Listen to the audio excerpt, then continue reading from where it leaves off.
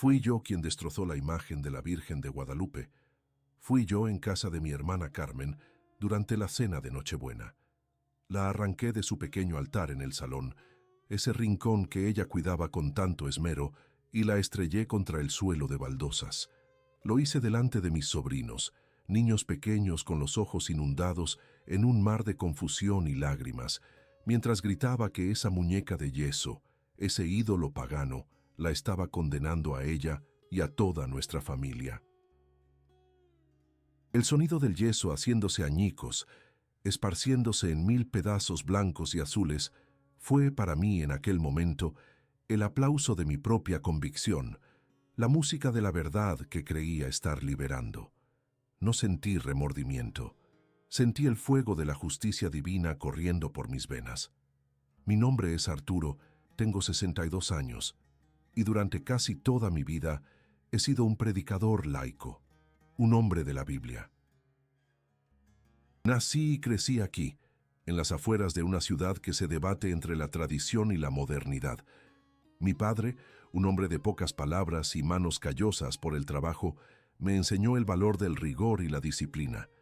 Mi madre, en cambio, era una mujer de fe silenciosa, una fe que yo desde muy joven consideré equivocada. Su devocionario estaba lleno de estampitas de santos, sus labios murmuraban rosarios, y su consuelo lo encontraba en figuras que, para mí, no eran más que distracciones del único camino verdadero, la palabra de Dios, pura y sin intermediarios. Crecí en esa dicotomía y elegí mi bando. Me convertí en un soldado de la Escritura. Orgulloso, sí. Terco, sin duda. Para mí, la fe no admitía grises, no permitía matices ni tradiciones humanas que mancharan la pureza del mensaje. La fe era una fortaleza, y yo era uno de sus guardianes, y mi deber era derribar los muros de la superstición donde quiera que los encontrara, incluso si esos muros estaban dentro de mi propia casa, levantados por las manos de la gente que más amaba.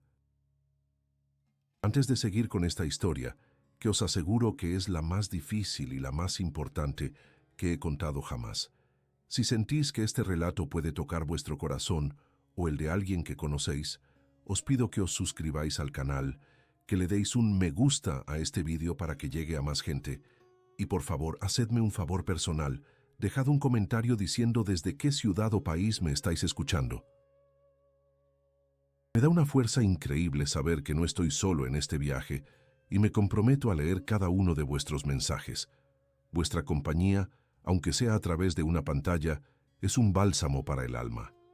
Mi principal campo de batalla, mi prueba de fuego personal, siempre fue Carmen, mi hermana menor, mi única hermana. Ella era todo lo que yo no era, dulce, compasiva y con una fe sencilla y emotiva. Una fe que a mis ojos estaba peligrosamente centrada en la figura de la Virgen, especialmente la de Guadalupe. Para ella, esa imagen no era yeso, era una presencia, una madre celestial que la escuchaba. Para mí, era el epítome de la idolatría que combatía. Nuestras conversaciones sobre fe siempre terminaban en discusiones. Yo citaba versículos como si fueran piedras, y ella se defendía con un escudo de amor y tradición que me resultaba impenetrable y exasperante. Arturo es la madre de Dios, me decía con una paciencia que me desarmaba y enfurecía a partes iguales. Es solo una mujer, Carmen, le respondía yo. Una mujer bendecida, sí, pero una mujer. Adorar sus imágenes es un pecado. Recuerdo una tarde, años antes de aquel desastre en Nochebuena, que la encontré rezando el rosario en el patio. Me senté a su lado, esperé a que terminara y con la frialdad de un cirujano, intenté desmantelar su fe cuenta por cuenta. Le hablé del origen pagano del rosario, de la prohibición bíblica de las imágenes, de cómo el diablo se disfraza de ángel de luz. Ella solo me miró, con sus ojos grandes y tristes, y me dijo: «Tú hablas mucho de Dios, hermano.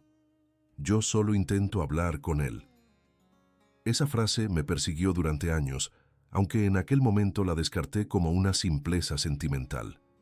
Pero la culminación de mi guerra santa personal llegó en esa fatídica Nochebuena. El ambiente en casa de Carmen era cálido. Olía a cordero asado y a polvorones. Las luces del árbol parpadeaban y mis sobrinos reían correteando por el pasillo. Todo era una postal de felicidad familiar, pero yo no podía verla. Mis ojos estaban fijos en el rincón del salón donde Carmen había colocado su imagen de la Virgen. Era una figura de yeso de medio metro, pintada a mano, con su manto azul salpicado de estrellas doradas y su rostro mestizo de mirada compasiva. Había encendido una velita frente a ella. El golpe de gracia vino cuando, al sentarnos a la mesa, Carmen, con la inocencia que siempre la ha caracterizado, juntó las manos y dijo: «Le pido a la Virgencita que nos mantenga unidos este año que viene». Unión. Unión bajo la sombra de un ídolo. Sentí como la sangre me subía a la cabeza. La cena, las risas, el espíritu navideño, todo se desvaneció. Solo veía esa estatua como una afrenta directa a Dios, en la noche de su nacimiento. «¡Blasfemia!», exclamé, poniéndome en pie de un salto. La mesa entera se quedó en silencio. «Carmen, ¿cómo te atreves a pedirle unidad a un trozo de yeso?». Mi hermana palideció. «Arturo, por favor, no empieces, es Nochebuena». Pero yo ya no escuchaba. Estaba poseído por una certeza arrogante. La verdadera Nochebuena es para Cristo, Carmen, no para esta creación de hombres. Y entonces caminé hacia ella. Aparté a mi cuñado, que intentó detenerme con un tímido «Arturo, cálmate». Mis manos temblaban, pero no de duda, sino de una furia que yo confundía con celo divino. Agarré la imagen. Pesaba más de lo que imaginaba. Por un instante crucé mi mirada con sus ojos pintados y sentí un escalofrío, pero lo ignoré. Lo interpreté como una última treta del enemigo. Y con toda la fuerza de mi convicción, la levanté por encima de mi cabeza y la estrellé contra el suelo. El estruendo fue absoluto. El silencio que le siguió fue aún peor. Carmen no gritó. Se llevó las manos a la boca y un sollozo ahogado escapó de su garganta. Luego se arrodilló lentamente, sin mirarme, y empezó a recoger los pedazos más grandes como si fueran los restos de un ser querido. Su llanto silencioso, mientras mis sobrinos se abrazaban a sus piernas, fue 1000 veces más atronador que mis gritos. Yo, de pie en medio de la devastación que había creado, me sentía victorioso. Había destruido al ídolo. Había defendido la verdad. No tenía ni la más remota idea de que, en realidad, acababa de romper algo mucho más importante: mi propia alma. Y que la misma figura que había hecho añicos estaba a punto de reconstruirme de una forma que mi mente lógica y orgullosa jamás podría haber concebido. Salí de casa de mi hermana sin despedirme. El portazo que di al cerrar resonó en la calle silenciosa, una puntuación violenta a una noche que debía ser de paz. Mientras caminaba hacia mi coche, el aire frío de diciembre me golpeaba la cara, pero no sentía nada. Dentro de mí solo había un eco, el eco del yeso rompiéndose, y un extraño y vacío sentimiento de victoria. Había cumplido mi deber, había derribado al ídolo. Durante el trayecto a mi piso, la ciudad parecía un decorado ajeno. Las luces de Navidad que colgaban de las farolas, las guirnaldas en los balcones, las familias que aún se veían a través de las ventanas, todo me parecía parte de un mundo al que yo ya no pertenecía. Un mundo de sentimentalismo y tradiciones vacías que yo había trascendido. Conducía con las manos firmes en el volante, repitiéndome a mí mismo que había hecho lo correcto, que Dios se complacía en la obediencia, no en los afectos, que el dolor de Carmen y el miedo de mis sobrinos eran el precio necesario para arrancar la cizaña de raíz. Mi piso me recibió con su silencio de siempre, un silencio ordenado, predecible. Un silencio que yo siempre había llamado paz, pero que esa noche, por primera vez, me sonó a soledad. Todo estaba en su sitio, mi Biblia de estudio abierta sobre el escritorio, las estanterías repletas de comentarios teológicos, la silla donde pasaba horas en oración. Este era mi santuario, mi fortaleza. Aquí, lejos de las contaminaciones del mundo, yo hablaba con Dios y Él me respondía. Dejé las llaves sobre la mesita de la entrada y sin ni siquiera quitarme el abrigo, fui directamente a mi rincón de oración. Necesitaba la confirmación, necesitaba sentir esa aprobación divina, esa paz que sobrepasa todo entendimiento que siempre seguía a un acto de fe valiente. Me arrodillé, cerré los ojos y esperé. Señor, empecé a orar. Te doy gracias porque me has usado como instrumento para defender tu verdad. Quebranta los corazones de mi familia para que vean su error. Pero las palabras se me atoraban en la garganta. Sonaban huecas, ensayadas. No había unción, no había fuego. Solo el sonido de mi propia voz rebotando contra las paredes de una habitación vacía. Abrí la Biblia, buscando consuelo en los salmos, en los profetas, en las cartas de Pablo, pero las palabras que durante décadas habían sido mi ancla, mi espada y mi escudo, ahora eran solo letras muertas sobre un papel. No me hablaban, no me consolaban, no me justificaban. Por primera vez en mi vida el cielo estaba cerrado para mí. Un muro de silencio, denso y frío, se había levantado entre Dios y yo. La certeza que me había sostenido durante toda mi vida adulta empezó a resquebrajarse. El recuerdo de la Nochebuena volvió a mi mente, pero esta vez sin el filtro de mi justicia propia. Vi el rostro de mi sobrino pequeño, mirándome desde detrás de las piernas de su madre. Sus ojos no entendían por qué el tío Arturo, el que le contaba historias de David y Goliat, se había convertido de repente en el gigante destructor. Vi las manos de Carmen temblando mientras recogían los pedazos de su virgen rota, con el mismo cuidado con el que una madre recogería los restos de un juguete querido de su hijo. Y escuché su sollozo, un sonido que no era de ira, sino de una herida profunda, una herida que yo le había infligido en el nombre de Dios. Un sudor frío me recorrió la espalda. El corazón empezó a martillearme en el pecho, no con celo divino, sino con un pánico que no conocía. ¿Y si me había equivocado? ¿Y si mi guerra santa no era más que la manifestación de mi propia soberbia, de mi incapacidad para amar lo que no entendía? La idea era tan monstruosa, tan desestabilizadora, que me dejó sin aire. Yo, Arturo, el hombre de la palabra, el que corregía a pastores y reprendía a congregaciones enteras, podía haberme equivocado de una forma tan fundamental. Me levanté del suelo, mis piernas temblaban. Caminé hasta la ventana y miré la noche. La ciudad dormía bajo un manto de oscuridad salpicado de luces lejanas. Me sentí completamente solo. No solo en mi piso, sino en el universo. El Dios al que había dedicado mi vida entera guardaba silencio. La familia que me había dado, la había destrozado con mis propias manos. No tenía a nadie.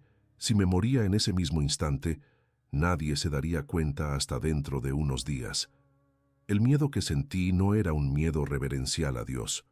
Era un miedo primario, animal. El miedo a la nada. El miedo a haber desperdiciado mi vida entera persiguiendo un fantasma de justicia propia, solo para encontrarme al final del camino abandonado por todos, incluido el Dios en cuyo nombre creía actuar. El orgullo que me había hecho estrellar esa imagen contra el suelo se hizo añicos, igual que el yeso.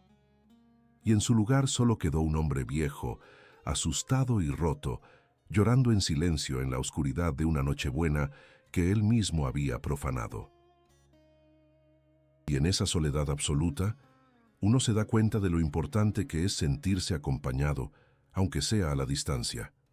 Si esta historia os está llegando al corazón, si sentís esa conexión, hacedme saber que estáis ahí con un simple me gusta. Y si no queréis perderos cómo sigue este viaje, que os prometo que se vuelve aún más increíble, activad la campanita de notificaciones. Vuestra compañía es una luz en esta oscuridad que os estoy contando. Los años que siguieron a esa Nochebuena fueron un descenso lento y silencioso hacia un pozo del que no parecía haber fondo. Mi relación con Carmen se congeló. Hablábamos, sí, en cumpleaños y funerales, pero nuestras conversaciones eran campos minados de palabras no dichas. El calor se había ido. Yo había erigido un muro de justicia propia y ella un muro de dolor silencioso. En mi comunidad, mi celo fue aplaudido al principio, pero con el tiempo mi rigidez empezó a alejar a la gente. Mis sermones se volvieron más duros, mis juicios más severos. Buscaba en la radicalidad de mi fe la confirmación que Dios me había negado aquella noche, pero solo encontraba más vacío. Me convertí en una isla, un faro que ya no daba luz, sino que solo advertía del peligro de acercarse demasiado. Y entonces la vida, o quizás Dios, decidió que ya había estado demasiado tiempo en la cima de mi orgullo y que era hora de conocer el valle.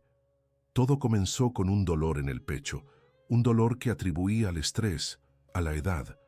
Pero el dolor crecía, se volvía un compañero constante, una garra que me apretaba el corazón y me robaba el aliento. Los médicos fueron directos, una enfermedad cardíaca severa. Necesitaba una operación a corazón abierto, y aún así, las probabilidades no eran alentadoras. La noticia me golpeó, pero no como esperaba. No sentí miedo a la muerte, sentí una profunda e insoportable indiferencia. Mi vida se había vuelto tan hueca que la idea de que terminara no me aterraba, casi me aliviaba. Rechacé la operación. ¿Para qué? Para seguir viviendo en un piso silencioso, con una Biblia que ya no me hablaba y un Dios que parecía haberme dado la espalda. Decidí dejar que la enfermedad siguiera su curso. Era mi forma de rendirme. Me encerré en mi casa. Los días se mezclaban con las noches. Apenas comía. Pasaba las horas sentado en mi sillón, mirando por la ventana una vida que ya no sentía mía. El dolor físico era terrible, pero el dolor del alma era infinitamente peor. Era el dolor del abandono total, el dolor de haberlo apostado todo a una certeza que se había revelado como un espejismo. Una noche, el dolor se volvió insoportable. Sentí como si una lanza de fuego me atravesara el pecho. Caí del sillón al suelo. El aire no llegaba a mis pulmones. Sabía que era el final, y en ese momento, tirado en la alfombra, con la vista nublándose, no pensé en los versículos que había memorizado, no pensé en la teología que había defendido.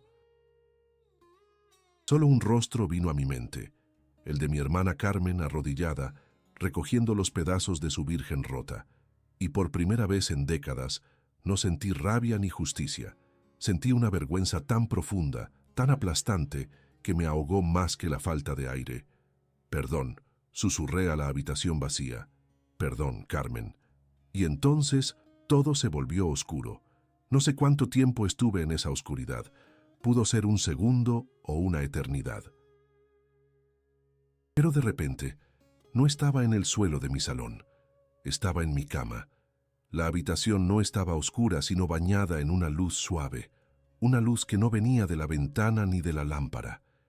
Era una luz que parecía nacer del propio aire, cálida y acogedora como un abrazo. Y luego el olor. Un perfume a rosas.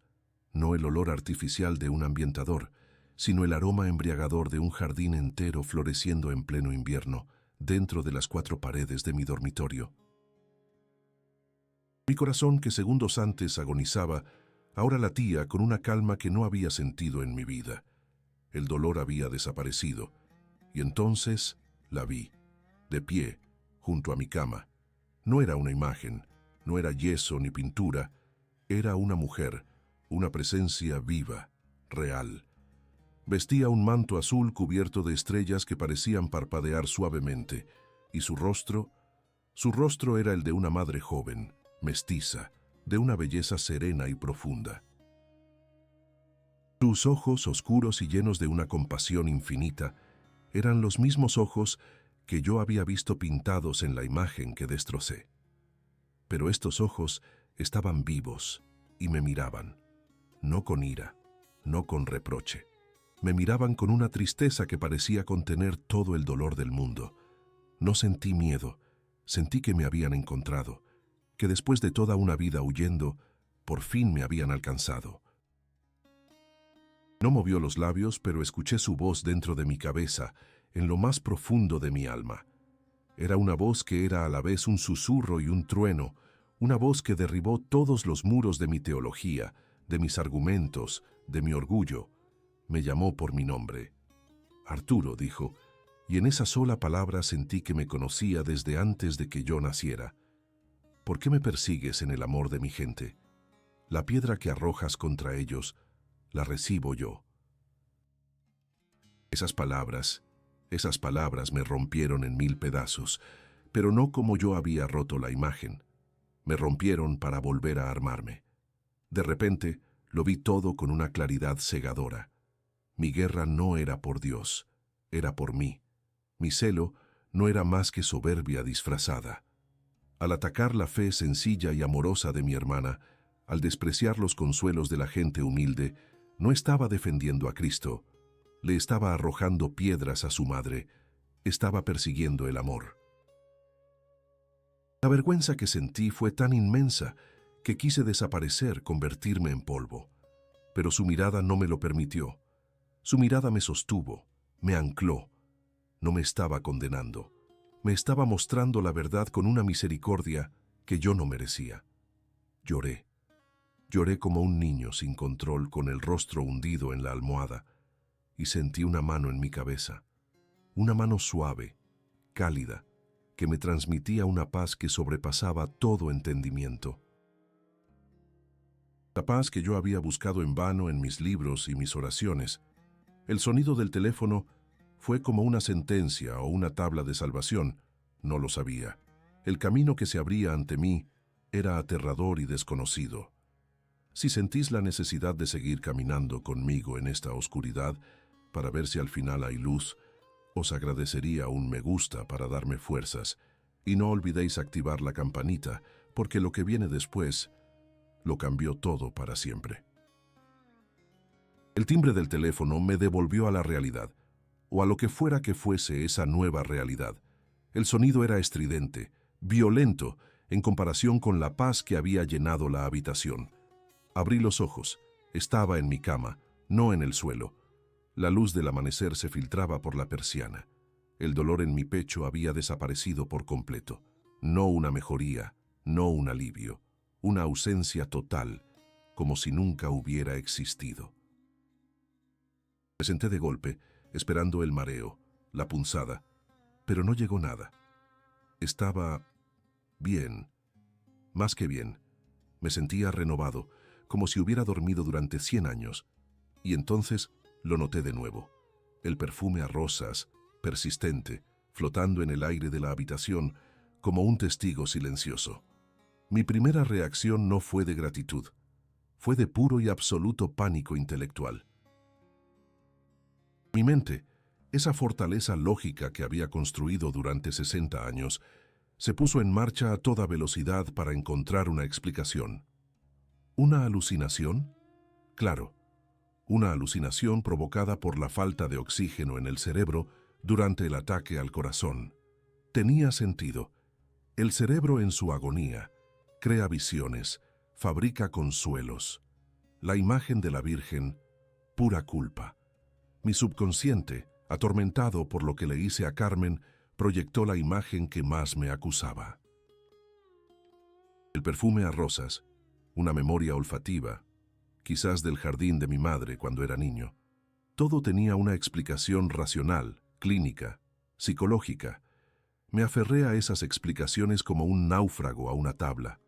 Me vestí, me preparé un café con manos que no temblaban por primera vez en meses, y me repetí a mí mismo, una y otra vez, que todo había sido un sueño, una pesadilla febril. Pero la tabla a la que me aferraba estaba llena de astillas, porque el dolor no había vuelto. Porque el olor a rosas no se iba del todo, y a veces, durante el día, volvía en oleadas repentinas cuando menos lo esperaba, mientras conducía, mientras leía en mi sillón al abrir la nevera. Era un recordatorio imposible de ignorar. Unos días después, fui a ver a mi pastor. Necesitaba que una autoridad espiritual me confirmara mis propias conclusiones, que me dijera que había sido una treta del diablo para confundirme, para sembrar la duda en mi fe inquebrantable. Te lo conté todo con la voz entrecortada, omitiendo la parte en que su voz me hablaba directamente, por pura vergüenza. El pastor, un buen hombre, pragmático y de teología sólida, me escuchó con paciencia. Puso una mano en mi hombro y me dijo lo que yo quería oír. Arturo, has pasado por un trauma. Tu cuerpo y tu mente te han jugado una mala pasada. Y no dudes que el enemigo usa nuestra debilidad, nuestra culpa para atacarnos. Ora, ayuna y aférrate a la palabra. Esa es nuestra única roca. Salí de su despacho, sintiéndome aún más vacío que antes. Sus palabras, que en otro tiempo habrían sido mi ancla, ahora sonaban a hueco. Él no lo había visto. Él no había sentido esa presencia. No había escuchado esa voz, que no era una voz. Para él era un caso de estudio, un problema espiritual a resolver con una fórmula. Para mí, era mi vida entera hecha añicos. La vergüenza empezó a crecer en mí como una mala hierba. Ya no era solo la vergüenza por haber herido a mi hermana. Era una vergüenza más profunda, más personal. Recordaba mis propias palabras, mis sermones, mis burlas. Recordaba haberme reído de una mujer de mi congregación porque llevaba un pequeño crucifijo al cuello. «Quita ese amuleto», le había dicho en público. «¿Acaso la madera puede salvarte?» Recordaba haberle dicho a mi cuñado que las velas que encendía por su madre fallecida eran paganismo puro. Me veía a mí mismo tan seguro, tan arrogante, tan ciego, y cada recuerdo era una bofetada. Las palabras que había escuchado en mi habitación volvían una y otra vez. La piedra que arrojas contra ellos, la recibo yo. Cada burla, cada juicio, cada acto de desprecio, no se los había hecho a ellos, se lo había hecho a ella. Y si ella era la madre de Cristo, ¿a quién le estaba arrojando piedras en última instancia? La enormidad de esa posibilidad era tan aplastante que me dejaba sin aliento. Si sentís esta batalla que se libra dentro de mí, esta guerra entre la cabeza y el corazón, os pido que me deis un me gusta para saber que no estoy solo en esta locura. Y si queréis saber qué puerta se abrió cuando todas las demás se cerraron, activad la campanita de notificaciones, porque ni yo mismo podía creer el paso que estaba a punto de dar. Pasaron las semanas. Mi salud era perfecta. Los médicos no se lo explicaban. Hablaban de un episodio isquémico transitorio que se resolvió solo, de una recuperación milagrosa. Yo sabía que no era medicina, pero tampoco sabía qué era.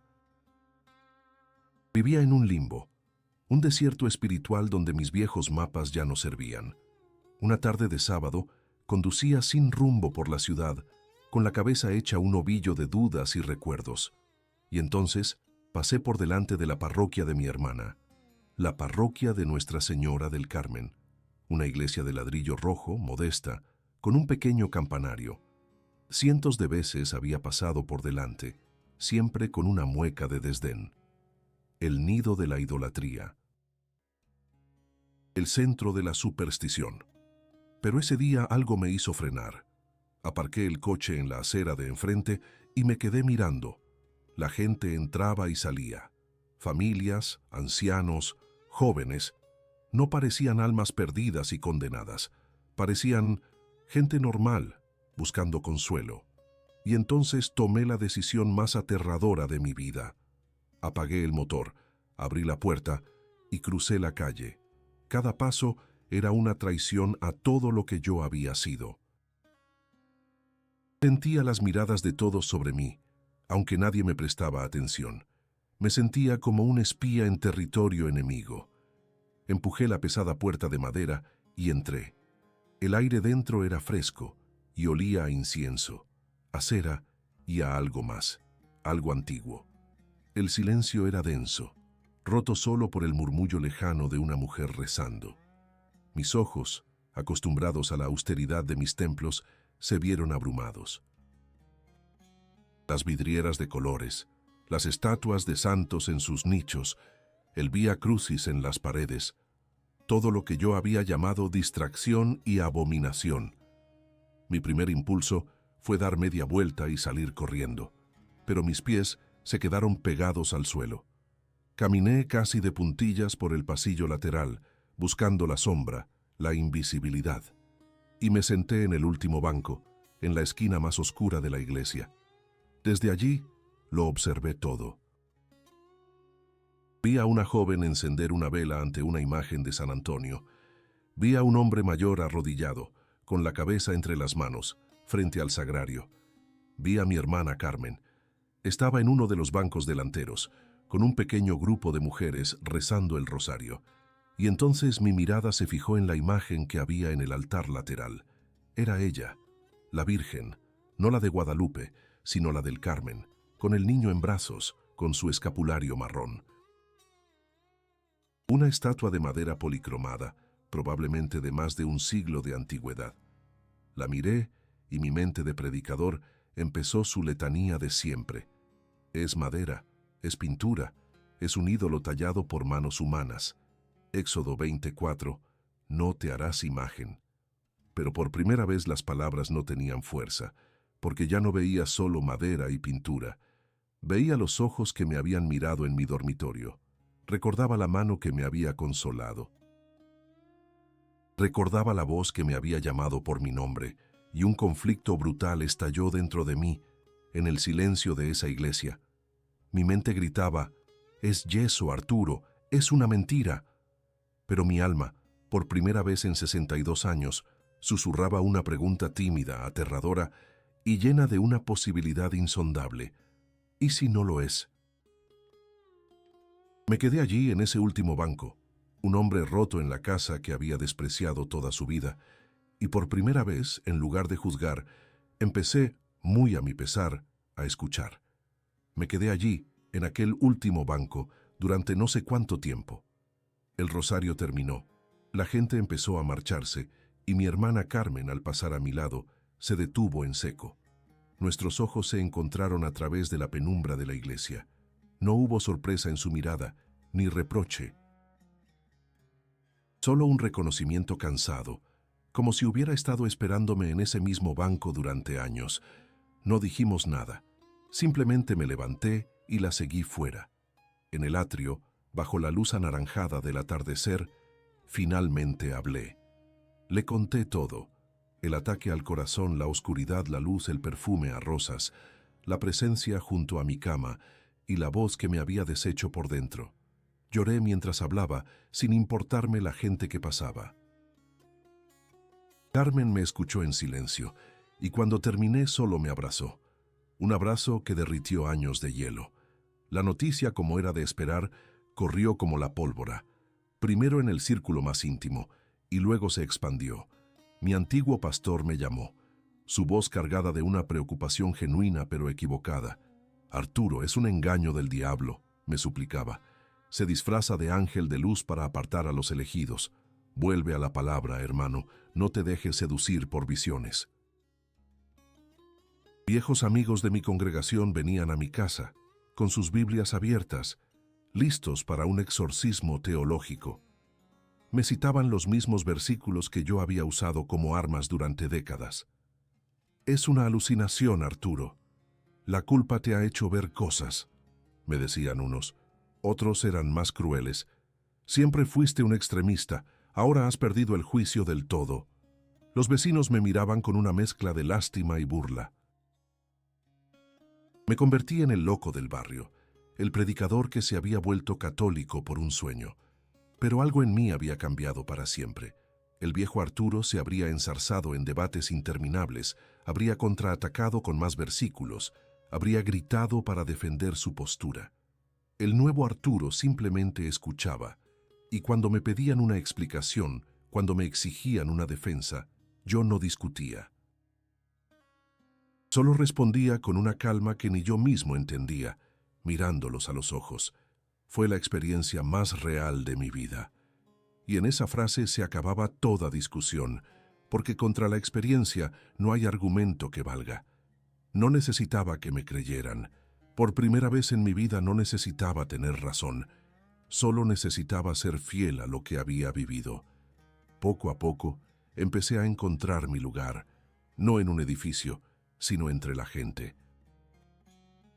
Empecé a acompañar a Carmen a su grupo de oración.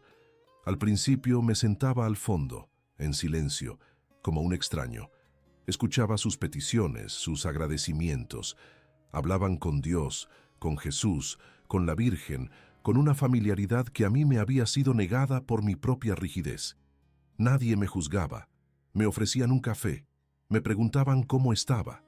Veían mi cambio, no como una victoria de su bando, sino como un milagro que celebrar.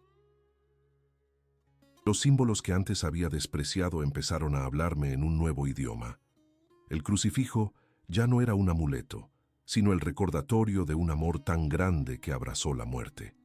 Las velas encendidas no eran paganismo, sino la representación visible de una oración que asciende al cielo. Y el rosario que encontré en mis manos un día, ya no eran cuentas vacías. Cada Ave María era una forma de decirle a aquella madre que me visitó: gracias por no rendirte conmigo, gracias por encontrarme en mi oscuridad. El punto de inflexión, mi salida definitiva de las sombras, llegó el 12 de diciembre, en la fiesta de la Virgen de Guadalupe. La parroquia estaba abarrotada, llena de flores, de música, de familias. Había una misa solemne y después una pequeña celebración en el salón parroquial. Yo estaba allí con Carmen y su familia, sintiéndome parte de algo por primera vez en mucho tiempo. Al final de la celebración, el párroco, un hombre anciano y sabio que conocía mi historia, se acercó a mí. «Arturo», me dijo en voz baja, «hay mucha gente aquí, de tu antigua vida y de la nueva. Quizás quieran escuchar tu voz». El pánico me invadió. ¿Yo? ¿Hablar aquí? Pero entonces vi el rostro de Carmen animándome con una sonrisa, y supe que tenía que hacerlo. Subí a la pequeña tarima donde estaba el micrófono. Un silencio expectante se hizo en la sala. Vi rostros conocidos de mi antigua congregación mirándome con desaprobación. Vi a mis nuevos amigos de la parroquia mirándome con esperanza. Y vi a mis sobrinos, que ya no eran tan niños, mirándome con una curiosidad que había reemplazado al miedo de aquella Nochebuena. Respiré hondo. Muchos de vosotros me conocéis. Empecé, con la voz temblorosa. ¿O creéis que me conocéis? Conocisteis al Arturo predicador, al hombre de la Biblia, al que tenía todas las respuestas, al que, en su celo ciego, era capaz de herir a las personas que más amaba en nombre de Dios. Mis ojos buscaron a mi hermana. «Carmen», dije, y mi voz se quebró.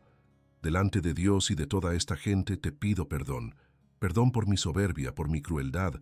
Perdón por haber roto no solo una imagen, sino tu corazón y la inocencia de tus hijos».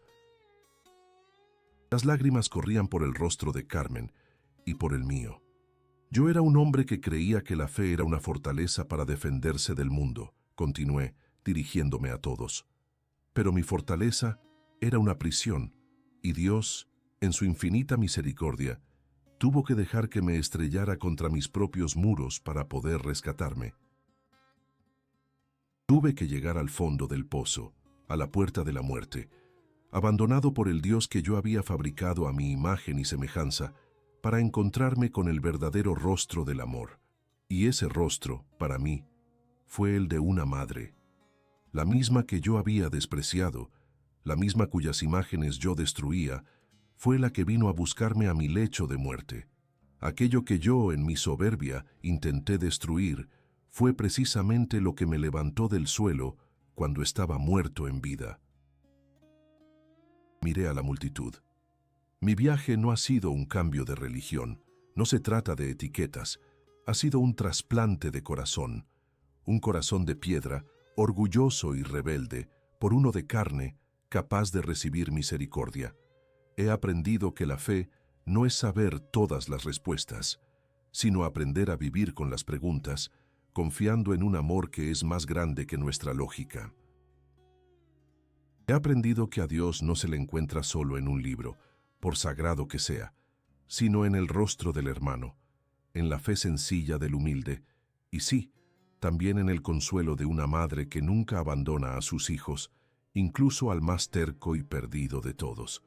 Y si esta historia, si mi testimonio ha encendido una pequeña luz en vuestro propio camino, si ha tocado alguna fibra de vuestro corazón, os pido que me lo hagáis saber con un me gusta.